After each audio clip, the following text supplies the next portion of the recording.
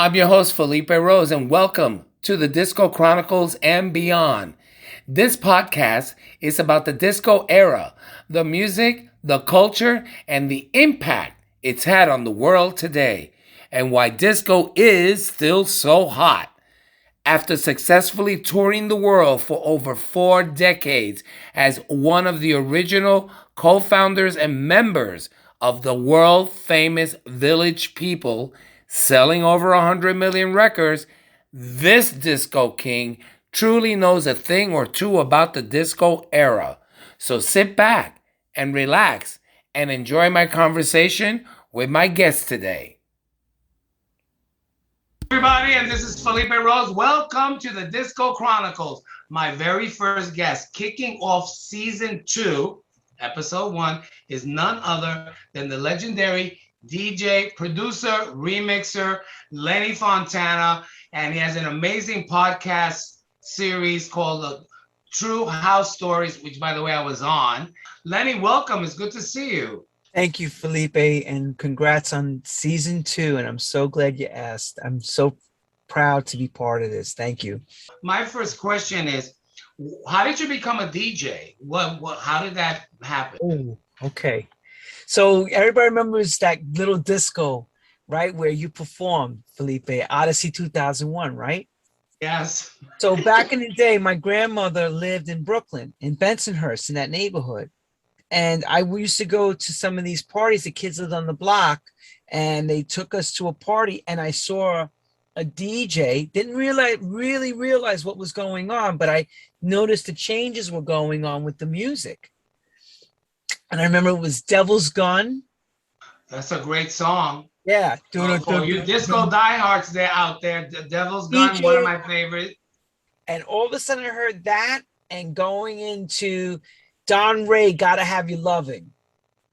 Another great And song. The crowd at this party erupted like it was an explosion. And I just was in total awe. And how old were you, would you say? How old were you? Oh, I was young. I was young. Okay. Young. But see, that's going to lead me to my next question. Okay? I was a little kid. I was a little kid back then. Yeah, but I'm still trying to do the math. Okay, so you played at Studio 54 and the later Studio 54. Okay, so Studio 54 is late 80s with Bear Jones. Okay. I wasn't at 54 when Richie Kazar and I played when Bob Caviano came in there with Larry Levan and them. I mean, they were doing, it was Louis Vega played, Freddie Bastone, myself. That was when I got the chance in the 80s. I wasn't old enough to play. No, where I was playing, Felipe? At the Pillows and Sheets Disco. What is that? Mommy's and Daddy's house upstairs on the second floor. My personal little disco. It was called Pillows and Sheets. But so you grew up, it's fair to say, because this Disco Chronicles is a show about the disco era. So you were a true disco baby. Yeah, in every sense of the word. I couldn't go out yet, but I went to the block parties. I went to people. Now I got to realize something, everybody. Let's rewind the tape to the era. Disco made such a huge explosion thanks to WKTU in New York and Frankie Crock on WBLS. So you didn't have to go anywhere. I was listening to Frankie Crocker's Drive Time show in the afternoons. He used to do it at 5 o'clock, and he'd be like, "This is the Chief Rocker, Frankie Crocker, on 107.5 WBLS, the world's best looking sound." And he would tell you about the chronicles of every place he was going to.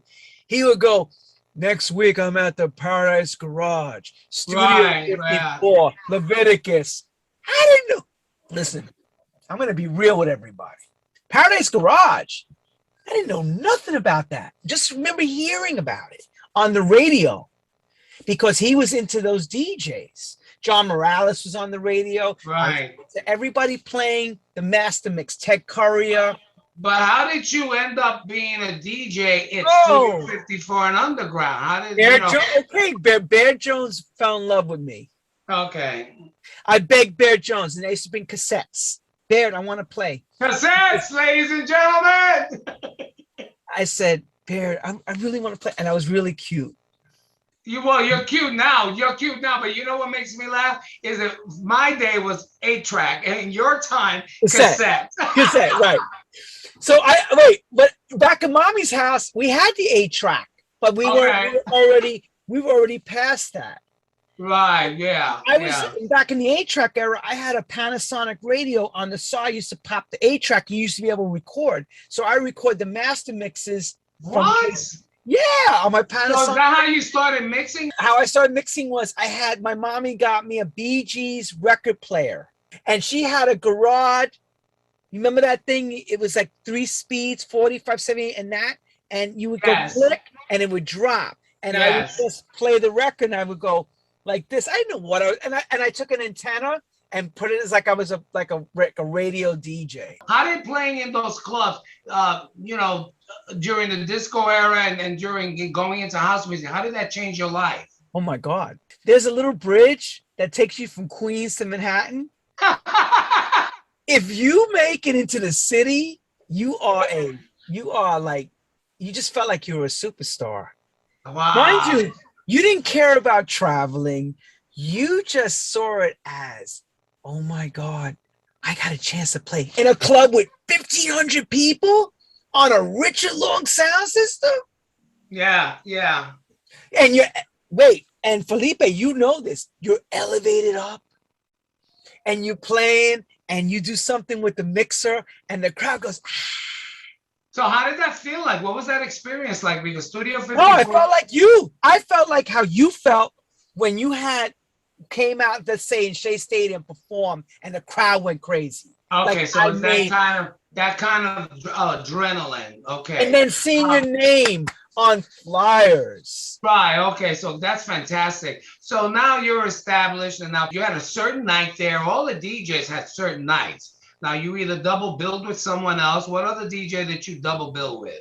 The Animal at that time, Jose Diaz, Roman Ricardo.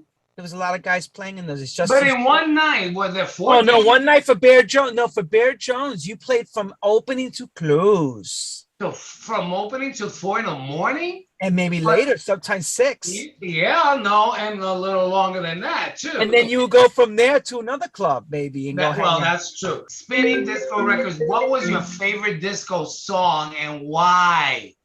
2. Okay, fair enough. One is, I find, is one of the greatest producers of all time. He's no longer with us, Dan Hartman with Relight My Fire. Yeah.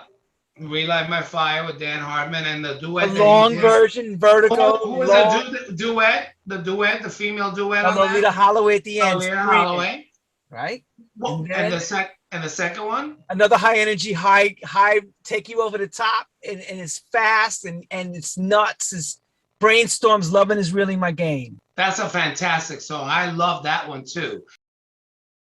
When that would play on nights when I wasn't touring and I was at studio or at some other club, when I would hear that song, I swear that I used that song. It felt that it was a personal anthem for me. And so, you're on the dance floor, you dance by yourself. It didn't matter if you didn't go to the clubs to dance with people. You went to the club to dance with yourself first. Hang on, let's clarify that.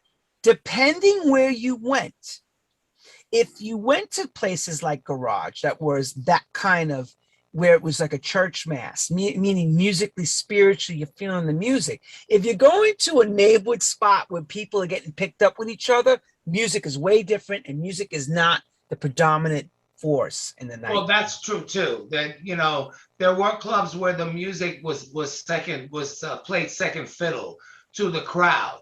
But in Studio 54 in the Underground, people went to hear the DJ spin and play. And a lot of times they faced the DJ booth. They would just look up. Now, I found that kind of strange why they were doing that. And a friend of mine said, because they're gods. They're playing to us. And the truth be told, it's the same as you could be fabulous.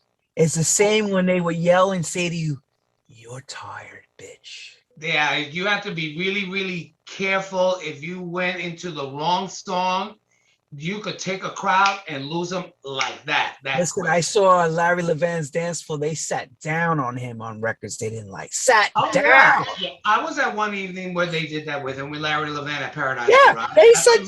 I said to somebody, if I did that, I'd be fired. Okay, so you mentioned one female singer with Dan Hartman, who is another legendary Lolita Holloway. But who is your favorite disco singer? Your favorite female disco singer? Melba Moore. Can I be real about something? Yeah. Back in the day, I played at a club called Trax in New York. And to play Trax, you had to be completely gay. Yes. Yeah, they did. They didn't hire. They didn't hire. They didn't hire straight DJs. No. So every time that my wife would come see me, I used to say that was my sister Kathy. And all my gay friends, David Lozada, would be like, "Bitch, you are too much carrying this on." And they would bring up in there, and they would come and hang out. And I was playing, and Trax was very strict. Nowadays, they've changed those rules. It's more about the artist doing what the artist does. But back then, it was not like that. I love this show because I love hearing of what I missed while I was touring, while everyone was still dancing in the clubs, and to hear all the memories. But what do you think that the disco, of course, has? Why do you think it has such a strong impact on the world today? Think about it for a second. You play a record, a disco record. Let's really talk, a Marlene Shaw record. Even Van McCoy, because he was very more commercial. Yeah, Van McCoy, like that is true, the ultimate hustle song. So think about it. What does that do when you hear those strings and the arrangement? It hits your heart. It really does. And it softens you right down. It makes you smile from the inside. That's what people loved about disco. Forget about all the commercialism. Forget about all that other garbage. Every time I played a disco record in succession to another disco record, the crowd would be.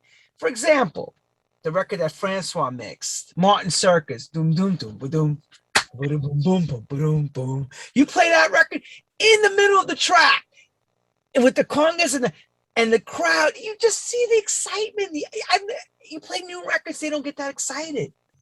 Getting out of that and moving on. Now, you have a very, very popular podcast show, and it's right behind you. There it is, True House Stories. So I was on the show, and I was so thrilled to have the OG of the Village People. Thank you. Who was a main part, and I told him I would be indebted, and he remembers him. I'm saying this. I says, I know about your new single, but I really need you to come and talk and really feel comfortable. And feel comfortable, and let's talk about, because I'm going to start chronologically, and I got a cold feet because I was like, ooh.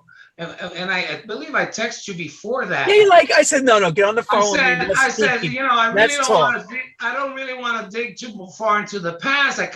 And you said, no. This is, I want you to feel comfortable. This is not digging into dirt. I want to hear your story through album by album. Wait, decade by decade. Ladies and gentlemen, let me clarify what happened. No.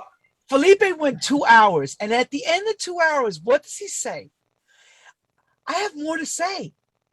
I said, we're done. We are done. He's like, it's 2 hours went by. I said, Felipe, you need 10 hours, 12 hours to tell your story. Ain't enough time in the day to tell those. I think that I realized that once you got me in that zone and I was comfortable, then I really started really enjoying and listening to all the things I was remembering, and thank God I have your show now. I have it in the vault, and now I can go back and listen to some of the questions that you asked, because those are just, they're good questions that, I'm saying. Can we tell people how we do the show? Can I show them something? And I want you to answer this question, and it's going to hit you in the heart. Okay, it's real easy. So everybody, ladies and gentlemen, of course, we say True House Stories, and I'm Lenny Fontana, coming out of Nueva York when disco ruled the world, and I tell you all that wonderful stuff, right, in house music. And then we go to Felipe, and Felipe tells his story, and then I'll stop and say, do you know that one record that really moved me? And I don't know if you know this, but Frankie Crocker used it as his record on his commercial called My Roommate. And Felipe now will tell you, he's going to answer what My Roommate was all about. Long story short, in an airport, the ex-lead singer Victor Willis leaned over to me and saw me in a row with an ex-boyfriend when I was going to the airport. And back then you could walk right to the gate, and like he never saw two guys argue or this or that. It was new to him. And he looked at me when we landed and he said, I'm going to write a song about you. And I looked at him and I said, why? He said, yeah, it's going to be called My Roommate, because I told him that was my roommate. I ain't telling him that was my boyfriend. I was trying to be kind of sensitive with him. But yeah, that was very funny. So where can my viewers, our listeners in the United States and around the world, where can they find the podcast? On what social platforms? YouTube, www.truehousestories.com. You can see everything right there. We podcast iHeartRadio, Spotify, Apple Music, all of it. Okay, right here, truehousestories.com. Everything is there. Please sign up for the newsletter. And not only did we have the wonderful, incomparable Felipe Rose, but we also had Cerrone. Wow, big name. Okay, that's a big, huge producer during the Casablanca days. Our coffee drinker, our coffee specialist, Linda Clifford. Linda Clifford also, she was on the show as well. So, and his partners, the Ritchie family. I want to know, because I've heard rumors from other DJs of what you had a nickname, Powerhouse. Why did they call you that? Okay, in the 90s, I was producing house records for a lot of different record labels. And we did was, like you have the Village People, and you would sign it to Casablanca, and they would own that name. I was afraid to do Lenny Fontana featuring the vocalist. So what I did was I came with the name Powerhouse, featuring Duane Harden, What You Need. Okay. And that record became a massive hit. But anyway, that's where the nickname came about. And when they wrote about it in Billboard magazine and all the magazines, they wrote, oh, Lenny Fontana Powerhouse. So I became the group name, like the Village Powerhouse. They will call you Powerhouse. Yeah, but it's kind of like strange in a way, because really it's a ghost group, because it's a producer-driven thing, DJ thing, with a front lead vocalist. What projects are you working on right now? Oh, that's a good question. I have this new white boy singer, cute, David Corbell out of England, and we're making a record right now with him. He's actually American, he lives over in the UK, and we're doing this record. It's very like Shapeshifter style, that big disco house sound of the 90s, but fresh now. And that's something that's pretty much in my lane and something I enjoy doing. Because disco is back, and so everything now, you got to have that influence. Well, Dua Lipa has been proving that left and right. Every time they come out with a record, sound. Yeah, exactly. Sounds like computerized electronic disco. It doesn't sound disco because real disco has that drummer, that push sound with the real acoustic drum kit.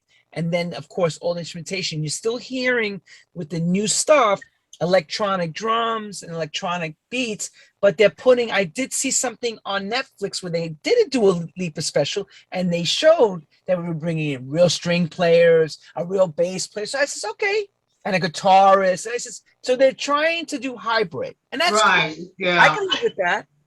So before I really wrap, I want to congratulate you on your Bucks Music Publishing songwriting deal. Thank you. And just in a nutshell, why was that important for those that are not, and they hear, oh, so-and-so got a publishing deal? Tell us why that was so epic for someone like you to secure. Let me clarify so everybody understands. It's not a book deal. This is publishing. Right. This is on the music that I wrote. And I have a lot of records to my name that I've been involved in. And I felt I needed a home to be able to say, if I wanted to do a collaboration with, say, like Elton John or something like that, I'd have a good publisher to present things to, and also collect on my behalf on works that are out there all over the world, on records that I wrote. So they felt, and I felt, that this was a good marriage to be involved with them, because they really understood my sound and my pedigree. So they knew, they said, we can do the best for you. They looked at everything, they investigated it all, and they came up with a great deal for me. So I said, it's perfect timing. Actually, I can use this right now. This is fantastic. Yes, it is. And I'm happy, very, very happy for you. And because many songwriters and artists release music and then they don't take the time to publish it or copyright it. And then all of a sudden it's moved around and then sampled and all of that. They really don't have a leg to stand on to say, that's my song they're using, because their publishing is now nowhere. And it goes where? I just found out from you that it goes where on published music? There's a thing called the black box, and you get 7 years to collect on that money. And within those 7 years, you don't make it, those incomes go into the societies and they divvy it up. So you can be on big records where they're paying big money, and if you're not properly getting the collecting right, they get to keep the money. I have a disqualification clause. That's incredible. Worldwide. Yeah. All societies. And that, what I mean by societies, simply BMI, ASCAP, CSAC, Harry Fox, and the list goes on and on. Sound Exchange, and the list goes on. Sound Exchange, and just a list. And that's all the societies. They all have the same golden rule. If you don't take on your property, it becomes confiscated and they own it. Right. Damn shame. I want to thank you for just sharing some of your memories about studio and just bringing up some of the songs and classic artists like Dan Harmon and Lolita Holloway. Lenny Fontana, True House Stories, an amazing producer, remixer, a great guy, good looking too, fast talker. You got a lot on me, brother. I mean, you move around a corner faster than I can. I want to thank you for being on the first episode of the Disco Chronicles. You dance faster. I do. I do dance faster. Thank you very much. So I want to thank you for being on the show today. Okay, take care, everyone. Thank you again. Ta-ta. I want to thank you all for tuning in for this episode of the Disco Chronicles with legendary producer, remixer, Lenny Fontana. I just want to say, just keep dancing to the music that we love, and just remember that you're always under the disco mirror ball.